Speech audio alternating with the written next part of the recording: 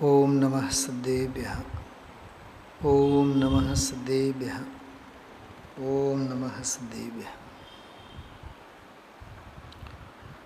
अहोभाव ग्रंथ है।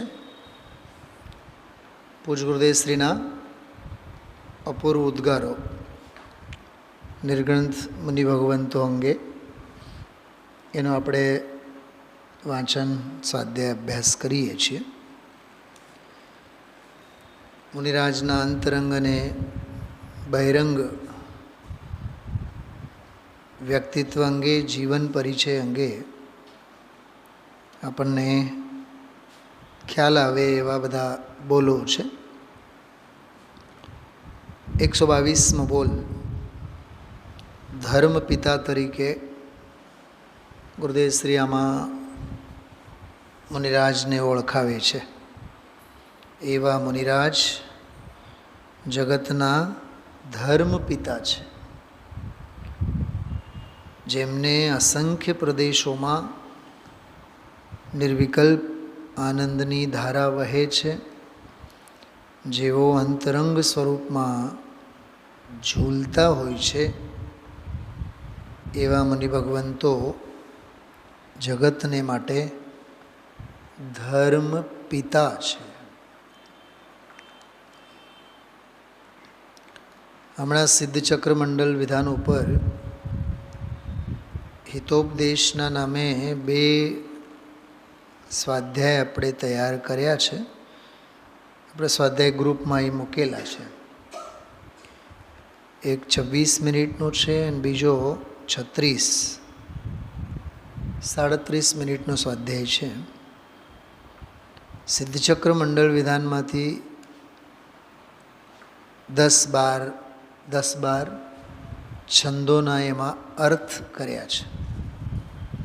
સિદ્ધ ભગવંતોને માટે ત્યાં ઘણા બધા વિશેષણો આપ્યા, નામ આપ્યા જુદા જુદા। એમની અરહંત અવસ્થા, સિદ્ધ ભગવંતોની અરહંત અવસ્થા અને એમાંય તીર્થંકર અરહંત અવસ્થાને સ્મરણ કરતા, तीर्थंकर, तीर्थ करता, जगत तीर्थ, सेव्यमान एवा घणा बधा बोलो गुणों एमां आप्या। एमां एक बोल छे धर्म तीर्थ,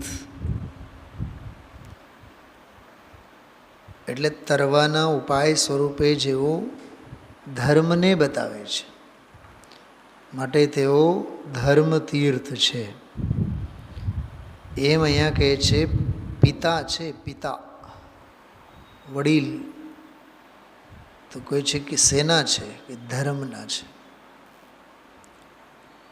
આમ તમે જુઓ, પિતાવાળી ભાષા ઘર પરિવારની અને સમાજની છે, સામાજિક પદ છે, પારિવારિક પદ છે। पितानु स्थान, पितानु मोभो, पितानो होद्दो घर परिवार में जे रीतनो होय छे, धर्मनी बाबत में तेवो ज होद्दो, तेवो ज मान सम्मान अने तेटलो ज आदर सत्कार धर्मना क्षेत्र में जेमने होय एवा ते मुनिराज एटले धर्म पिता। ख्याल में आयो? अने पिता, पिता एटले बाप, पिता कहीए आपणे।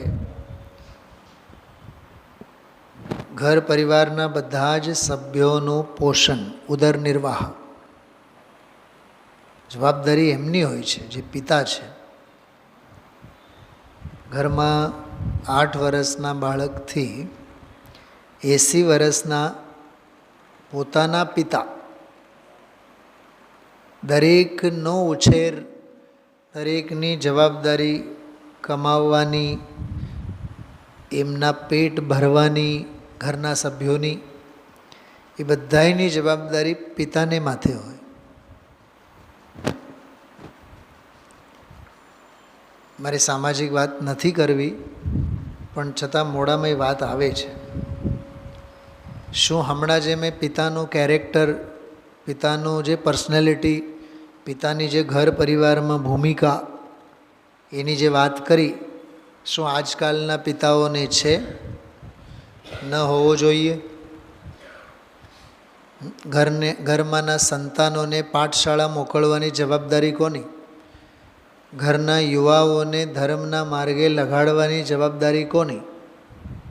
બોલો, કે એમને બળદની જેમ કમાવવા માટે તો ખાડામાં નાખીએ, હા, દુકાન બનાવી આપી, જાઓ જોતરતા રહો ત્યાં. શું આ બાપ દાદાઓની આ જવાબદારી છે? અહીંયા ધર્મ પિતા વિશેષણ સાંભળતા આપણને કેટલું સારું લાગે. તો ઘરના બાપ અને ઘરના પિતાની વાત કરીએ ને આપણે, કોઈ દી મા બાપ તરીકે, વડીલ તરીકે દીકરાને પાઠશાળા અંગે, સ્વાધ્યાય અંગે, અરે ગુરુદેવશ્રીના વ્યક્તિત્વ અંગે, 24 તીર્થંકરોના જીવન ચરિત્ર અંગે કોઈ દી ચીંધીએ છીએ? હા, 70-80 વર્ષના થયા હોય, પંડિતજી પાસે એ આવવાની તૈયારી પોતાની. પંડિતજી પાસે કોઈક વાર 20-25 વર્ષના જુવાનને તો મોકલો. દીકરાઓને તો કહો કે જાઓ પંડિતજીનો સત્સંગ કરી આવો. જ્વલંત પ્રશ્ન સમજાય છે બધાને? ધર્મની સંસ્થાઓ ઊભી કરવી બહુ સહેલું છે. ધર્મના નામે પૈસા અને ભંડોળ કરવો સહેલું છે, પણ યથાર્થ ધર્મનો પ્રચાર પ્રસાર ઘર પરિવારના, સમાજના દરેક વર્ગને થાય એની કાળજી લેવી. સંસ્થાના, સમાજના જે વડા હોય, ટ્રસ્ટીશ્રી કહો, હા, જે પણ કહો તમે, હોદ્દેદારો બધા, સેક્રેટરી શ્રી, હા, પ્રમુખ શ્રી, પદોને ભૂષવવા માટે જ પદો છે કે એ પદ પર રહીને કર્તવ્ય નિષ્ઠા બજાવવા માટે છે? બોલો, પિતાની ભૂમિકા બતાવો તમે મને. હા, ઘરનો 8 વર્ષનો બાળક બાળ મંદિરમાં જાય, હા, સ્કૂલમાં ભણે, નિશાળમાં ભણે, સમયસર જાય, સમયસર આવે, સુરક્ષિત જાય, સુરક્ષિત આવે. ઘરનો જુવાન ક્યાંક આડા પાટે ન ચડે, ન્યાય નીતિપૂર્વક ધંધો વ્યાપાર કરે, રૂપિયા કમાવીને ઘરે આવે, કોઈની હારે માથાકૂટમાં ન ઉતરે. યુવા પાસે હોશ છે, જોશ નથી. સોરી, જોશ છે, હોશ નથી. પણ એની હોશ ઠેકાણે લાવવાનું કામ કોનું? પિતાનું. બાળક પ્રત્યે, યુવા પ્રત્યે, ઘરના વહુ વારુઓ પ્રત્યે, અને ઘરના પોતાની જ પેઢી હોય બાપ દાદાની, એમની કાળજી, એમની સેવા શુશ્રૂષા. બોલે, પિતાની ભૂમિકા છે કે નહીં? એમાં બધે પિતા ઇન્વોલ્વ છે કે નહીં? હવે ઘર પરિવારમાં પિતાની ભૂમિકા આપણને સમજાય. અને જ્યારે લૌકિક યશ ખાટવો હોય ને, તો સૌથી પહેલાં પિતા આગળ હોય. કોકના લગ્ન હોય, સારા નરસા પ્રસંગો હોય, તો સૌથી પહેલાં મોભો બનીને પોતે આગળ. અને સંસ્કારો આપવાનું હોય ત્યારે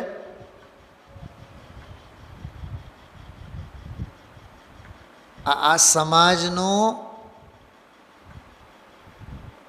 એક ઘર પરિવારનો, સમાજનો આ એક કડવું સચ છે.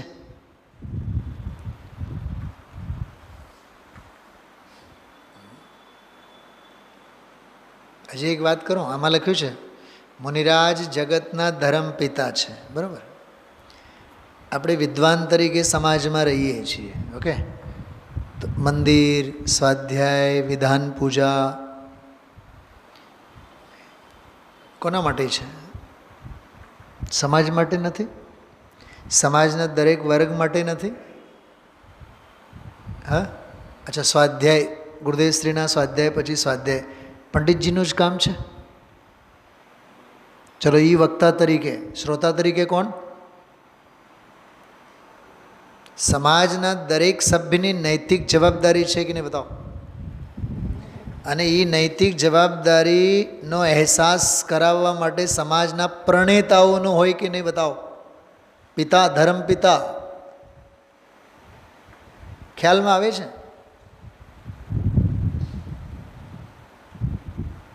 પદો ભૂષવવા જુદી વસ્તુ છે. ગુજરાતીમાં કહે ને રૂઢિપ્રયોગ છે, કહેવત.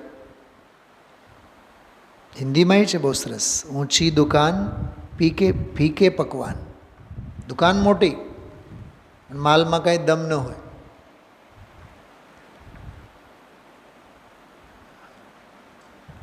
સમજવા જેવું છે.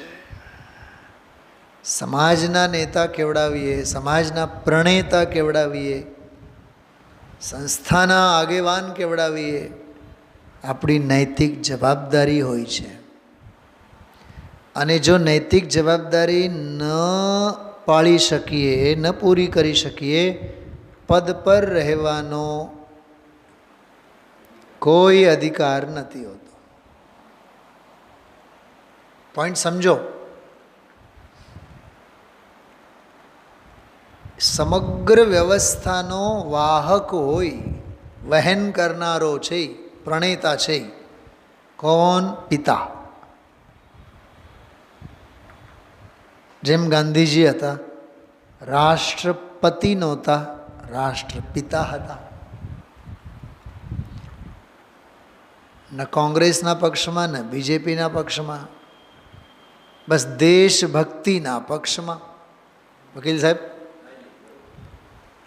રાષ્ટ્રપિતા તરીકે એમને યાદ કરીએ ને, તો હિન્દુ અને મુસલમાન કે દરેક રાજ્ય, દરેકને એક સૂત્રમાં બાંધી રાખીને કે ભાઈ તમે બધાએ નાના મોટા ગરીબ અમીર માથાકૂટોમાં નહીં ઉતરો, તમે એક ભારતીયની ભાવનાએ, તમે દેશદાજની ભાવનાએ જીવો.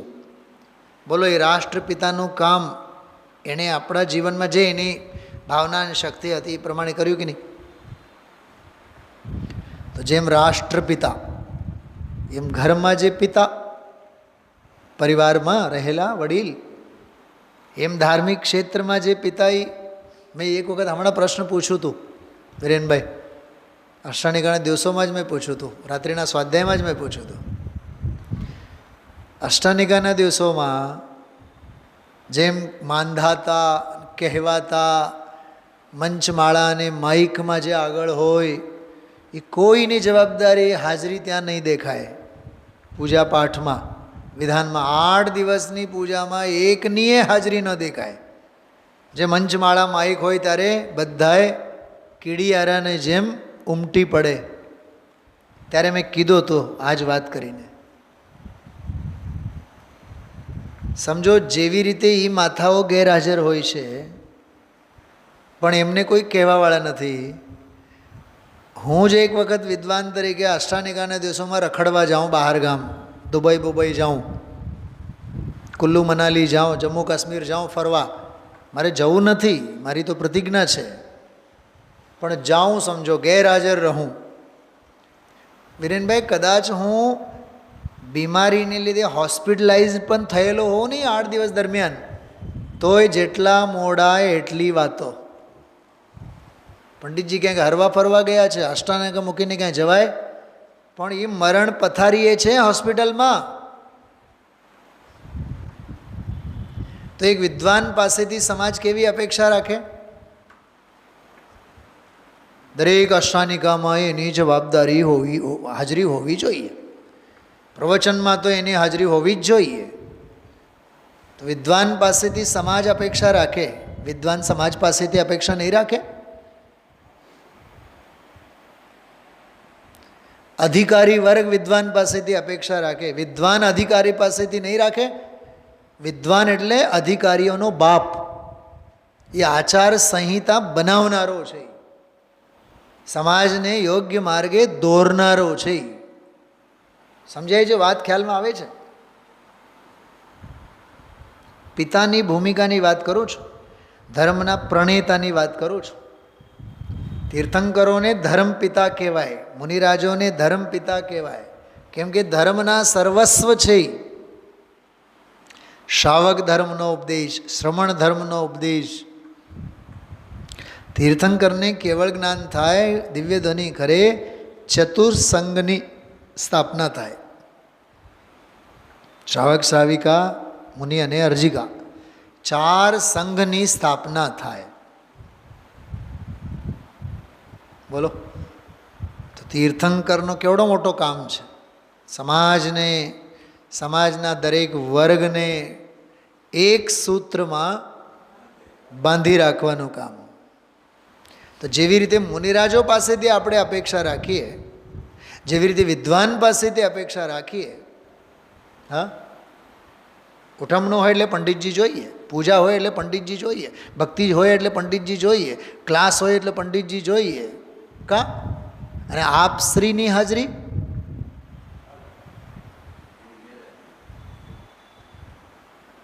અરે તો ગુરુદેવશ્રીના પ્રવચનમાં હોય તો હોય કે ન પણ હોય, મહિનાઓ સુધી કોણ પૂછવાના?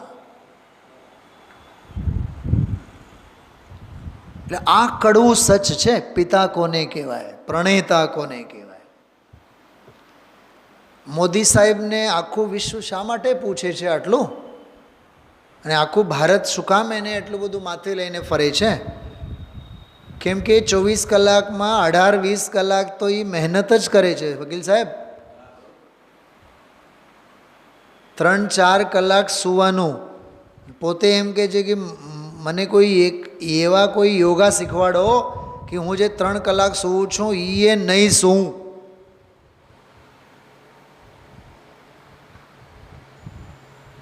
કામ તો કરો, કામ કરીને તો બતાવો. એટલે જે દેશનું નેતૃત્વ છે એ નેતૃત્વ પાળીને તો બતાવો. એમ ધર્મની ગાદી, ધર્મનો વારસો, ધર્મના પ્રણેતા છો તો એ પ્રણેતાને છાજે એવું કર્તવ્યનિષ્ઠ તો થઈને બતાવો. પોઈન્ટ સમજાય છે? મુનિરાજ એવા છે, ધર્મ પિતા છે. પાત્રને દીક્ષા આપે, સદોષ આચરણ હોય તો દંડ આપે, સંઘનું સંચાલન કરે. તો જે મુનિરાજ સંઘનું સંચાલન કરે એ સમાજના પ્રણેતા સમાજનું સંચાલન કરવાનું હોય. હા, માત્ર ભૌતિક વ્યવસ્થામાં જ નહીં, આધ્યાત્મિક વ્યવસ્થામાં ધ્યાન દેવાનું. એના માટે દાખલો સાંભળો. છોકરાને માટે આપણે દફતર લઈ આવ્યા, યુનિફોર્મ લઈ આવ્યા, સારી સ્કૂલમાં એડમિશન અપાયું, લાખો રૂપિયાની ફીસ ભરી, વાત પૂરી? બોલો, મા તરીકે તમે શું કરો?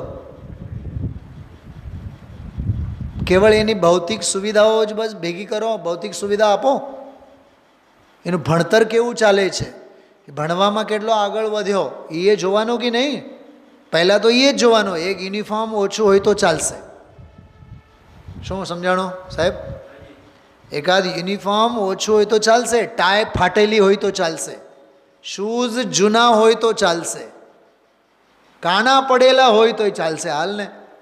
અને આખા વર્ષ સુધી મોજા એક જ જોડા હોય તોય ચાલશે, પણ ભણવામાં નંબર 1 હોવો જોઈએ. એ એની આધ્યાત્મિકતા છે. ઓલી તો બહારની બધી કલેવર, એ ભૌતિકતા છે. તો એમ ધર્મ પિતા તરીકે આપણે કેવળ ભૌતિક વ્યવસ્થાઓ જ જોવાની કે આધ્યાત્મિક વિકાસને જોવાનો? હમણાં જે કાર્યક્રમ થયો, બસ 70-80 100-200 જણા, 100-150 જણા આવ્યા, કલાક 2 કલાક બેઠા, જમી કરીને ઘર ભેગા થયા. હવે એનું ઇનપુટ અને આઉટપુટ કેટલું આવ્યું, વળતર કેટલું છૂટ્યું? 2, 4, 6, 10, 20 જણાને સ્વાધ્યાયમાં આવવાનો રસ લાગ્યો કે નહીં? આવતા થયા કે નહીં? આવવા માગે છે કે નહીં? એ આઉટપુટની નોંધ કોણ લેશે? કાં નિશાળના છોકરાઓ જોત જોતામાં વરસદી પૂરો થાય એટલે ધોરણ બદલાય, એમનામાં મેચ્યોરિટી આવે, સમજણ વધે. કેમ કે રોજ નિશાળે આવવાનું, રેગ્યુલર, રોજ ભણવાનું, વારંવાર પરીક્ષાઓ આપવાની. ખ્યાલમાં આવે છે? 3 માસિક, 6 માસિક, 9 માસિક, વાર્ષિક, એ કસોટીમાંથી પસાર થાય છે ને જૂનથી ફેબ્રુઆરી માર્ચ સુધી. તો 8-9 મહિનામાં તો 5મા ધોરણનો છોકરો 6ઠામાં વયો જાય છે, 9મા ધોરણનો છોકરો 10મામાં વયો જાય છે. ધોરણ તો બદલાય જ છે, પણ સાથે સાથે એમનું આઈક્યુ અને એમનું ઇક્યુ, ઇન્ટેલેક્ચ્યુઅલ લેવલ અને ઇમોશનલ લેવલ, સંવેદનાઓ, બૌદ્ધિક ક્ષમતા પણ વધે છે અને સંવેદનાત્મક સ્તરમાં પણ વધારો થાય છે. હવે હું આપણી વાત કરું છું, શ્રોતાઓની વાત કરું છું. આ 100-150 જણા જે મેદીની ભેગી થઈ રવિવારે એની વાત કરું. કેટલાનું આઈક્યુ વધ્યું, કેટલાનું ઇક્યુ વધ્યું ભૂપતભાઈ? અને હું આ એક જ પૂછું છું એમ નહીં, અહીંયા બેસનારો એક વિદ્વાન આ સવાલ કરશે. સંવેદનાઓ કેટલી વધી બતાવો, બૌદ્ધિક સ્તર કેટલો વધ્યો એ બતાવો, કેટલી સંયમની ભાવના પ્રગટ થઈ બતાવો, કેટલો વૈરાગ્ય પેદા થયો અંદરમાં બતાવો, આસ્તિક્ય ભાવ કેટલો વધ્યો, વૈરાગ્ય કેટલો વધ્યો, સંવેગમાં કેટલો વધારો થયો, નિર્વેદ સંસારથી છૂટવાના ભાવ કેટલા વધ્યા, એ સરવાળે એનો આઉટપુટ છે કે નહીં? તો એ આઉટપુટ જે બધું જોનારો, એના લેખાજોખા, એનો હિસાબ કિતાબ રાખનારો એ ધર્મ પિતા કહેવાય છે મુનિરાજ તરીકે. અહીંયા આવી બધી વ્યવસ્થા કરવા માટે તો કોઈ હોય નહીં, તો જાતને રાખવાનું હોય નહીં, પોતાને જવાનું હોય. ખ્યાલમાં આવે છે? બહુ મોટી વાત છે આ. ધર્મ પિતા એટલે મોક્ષ માર્ગના પ્રણેતા.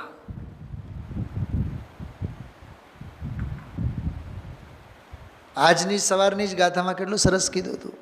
સુંદર જે જીન માર્ગ છે એની કોઈ દ્વેષવશ, ઈર્ષાવશ નિંદા કરે, ઈર્ષા કરે તો તું અભક્તિ નહીં કરતો,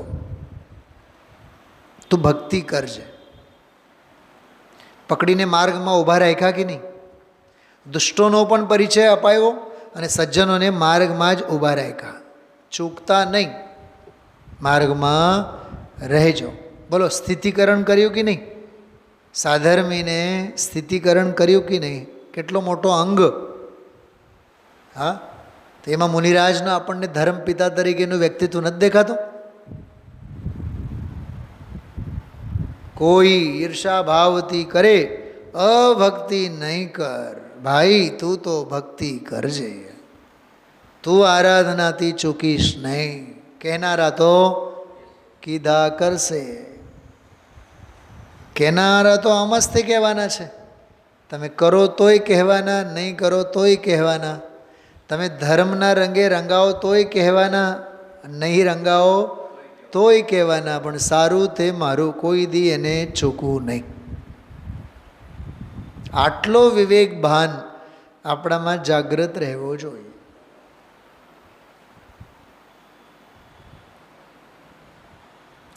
અનાદિકાળની અભક્તિ છોડવાની અને ભક્તિ જાગ્યા ત્યારથી સવાર. માર્ગ પ્રત્યેનો અહોભાવ, માર્ગ પ્રત્યેની ભક્તિ જ્યારે ઉજાગર થાય ત્યારે પણ કરવાની ખરી. જો ખોટું જે છે છોડવું તો પડશે જ, માઠું જે છે એને મૂકવું તો પડશે જ, અને સારું જે છે એને સત્કારવું તો પડશે જ, સ્વીકારવું તો પડશે જ. એને સ્વીકાર્યા વિના, એના સત્કાર્યા વિના, આવકાર્યા વિના, અપનાવ્યા વિના 3 કાલમાં ભલું તો થવાનું નથી. આજે કરો, કાલે કરો, અનંતકાળ પછી કરો. કોઈ કહે છે માટે સ્વીકારો, અંદરમાં સ્વીકાર થાય છે તો માટે સ્વીકારો, પણ સ્વીકાર કર્યા વિના તો છૂટકો નથી. ખ્યાલમાં આવે છે? તો બહુ સરસ ધર્મ પિતા તરીકેની જ ભૂમિકા હતી એ આ ગાથામાં. જે 186 નંબરની ગાથામાં આપણે લીધું ને આજે, પણ કોઈ સુંદર માર્ગની નિંદા કરે ઈર્ષા વડે, તેના સુણી વચનો કરો, ન અભક્તિ જીન માર્ગ વિશે.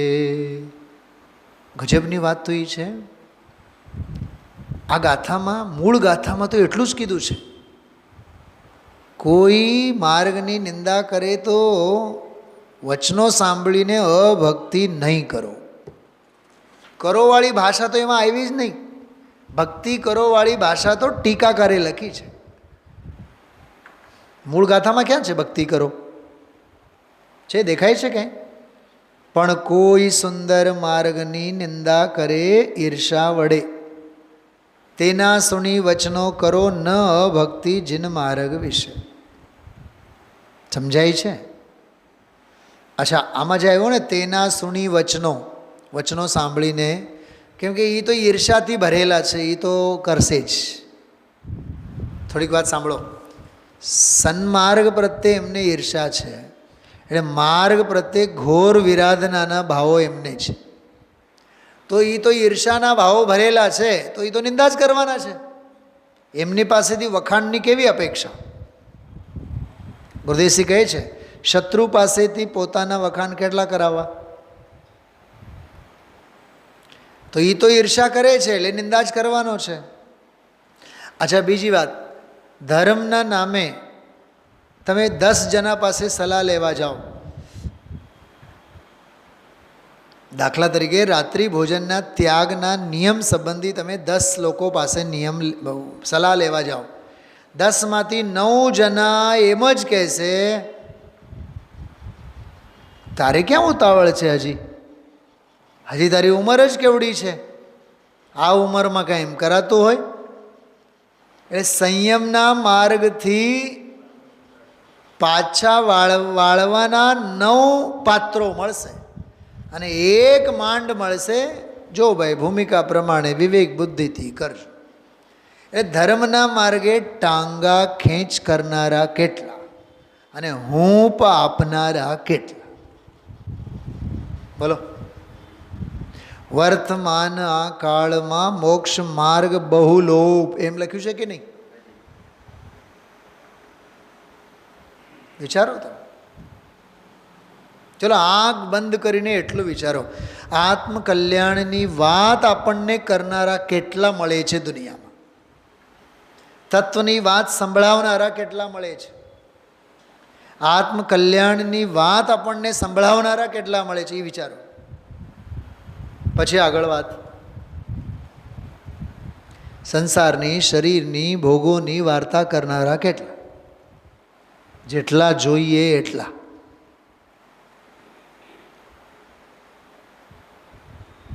ખ્યાલમાં આવે છે? વિષય ભોગોમાં આપણને આપણી આંખોને આંજી દે એવા કેટલા? કે ઘણા? ઘણા નહીં, બધા. અને જ્ઞાનની આંખો ખોલનારા કેટલા? પોતાનો દીકરોય નહીં, એના માટે તો વિદ્વાન. શું કીધું? પોતાના દીકરા તો કમાવવાના કામના છે ને મીનાબેન. પેઢી કોણ સંભાળે?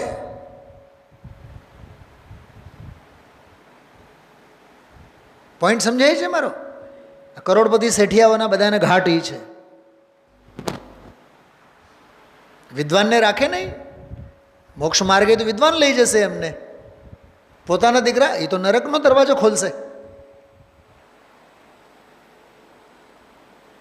કોણ કરોડપતિ છે બતાવો મને પંચમ કાળમાં જેનો દીકરો સામે બેસીને સામાયિક સંભળાવે? કોણ કરોડપતિ છે બતાવો કે એને વૈરાગ્ય, સંસાર, શરીર અને ભોગોથી વૈરાગ્ય અપાવે, એને સમયસારની ગાથા સંભળાવે?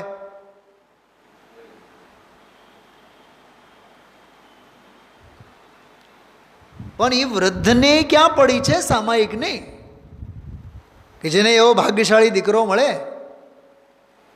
એને તો કમાવું દીકરો જોઈએ, એને તો દૂધ દેતી ગાય જોઈએ, કલ્પવૃક્ષ જેવી, કામધેનુ જેવી. કવિ આખાની ભાષામાં કહું ને, પેંગડામાં પગ મૂક્યા હોય હેન્ડમાં પગ મૂકેલા હોય, જવાની તૈયારી હોય, તોય હજી પેઢીનો પ્રેમ છૂટતો ના હોય. તો દીકરો શું સામાયિક સંભળાવે એને? એના માટે તો પછી દર વર્ષે પ્રોફેશનલી 10 દિવસ માટે બહાર ગામથી અમે બોલાવીએ જ છીએ ને, વિદ્વાન આવે જ છે ને. 10 દિવસનો ધંધો છે એ આપણો ધર્મનો. છાતી ઉપર હાથ મૂકીને વિચારજો કેવા આડંબરો વધી ગયા છે. બેન શ્રી કઈ કહીને થાકી ગયા, સ્વાધ્યાય તો આત્માર્થીનો રોજનો ખોરાક છે. તમે કીધા કરો, અમારે કરવું હોય તો કરશું, નહીં તો અમે નહીં કરીએ. એટલે આમાં જે લખ્યું છે ને કે મુનિરાજ ધર્મના પિતા છે, સામાન્ય વાત નથી ભાઈ. જો એ મુનિરાજ પ્રત્યે એટલો ગૌરવ આપવાની તૈયારી હોય તો આપણે કહી શકવાના છીએ કે ધર્મના પિતા છે.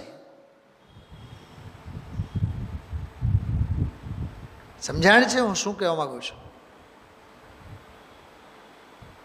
આપણે કેમ અમારા જીવન શિલ્પી છે, તો એટલો આદર સત્કાર અહોભાવ હોય તો જ તમે કહી શકવાના. અંદરથી એટલું હૃદય વિશાળ હશે તો જ કહી શકવાના. એક વાત સમજો, દુનિયામાં સૌથી મોટામાં મોટી વાત કઈ છે ખબર? કિંમતી વાત કહું, બહુમૂલ્ય વાત કઈ છે? મૂલ્યવાન ચીજ કઈ છે? કિંમતી બેશ કિંમતી ચીજ કઈ છે ખબર? ઉપકાર સ્મરણ.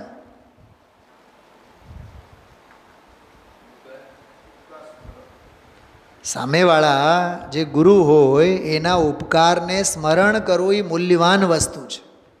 આજકાલ કૃતજ્ઞતા એટલી બધી વધી ગઈ છે, કૃતજ્ઞતા નામની કોઈ વસ્તુ રહી નથી. ગરજ સરો અને વૈદ્ય મરો. તો ગુરુઓ પ્રત્યે અહોભાવ, એ મુનિરાજો પ્રત્યે અહોભાવ, એ ભક્તિભાવ બહુ મોટો ગુણ છે. એટલે આમાં જે કહે છે ને કે એસે મુનિરાજ જગત કે ધર્મ પિતા, બહુ માર્મિક વાત છે. એટલે જ ગુરુદેવ શ્રી ઘડીએ ઘડીએ મુનિરાજોના વખાણ કરે. દર ફકરાએ મુનિરાજોનો કેટલો વખાણ કરે, વિચાર કરો.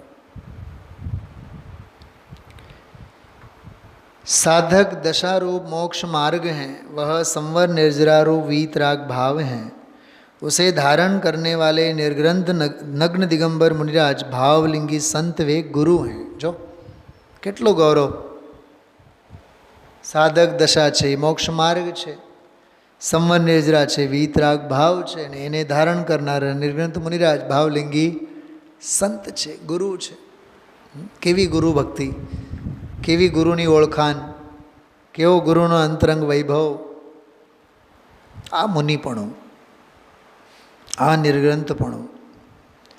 આવી ઘણી બધી અપૂર્વ ચર્ચાઓ આમાં છે. વિચારજો, બહુ અદ્ભુત બધા ભાવો આમાં ભરેલા છે. ઓમ નમઃ સિદ્ધિભ્યઃ.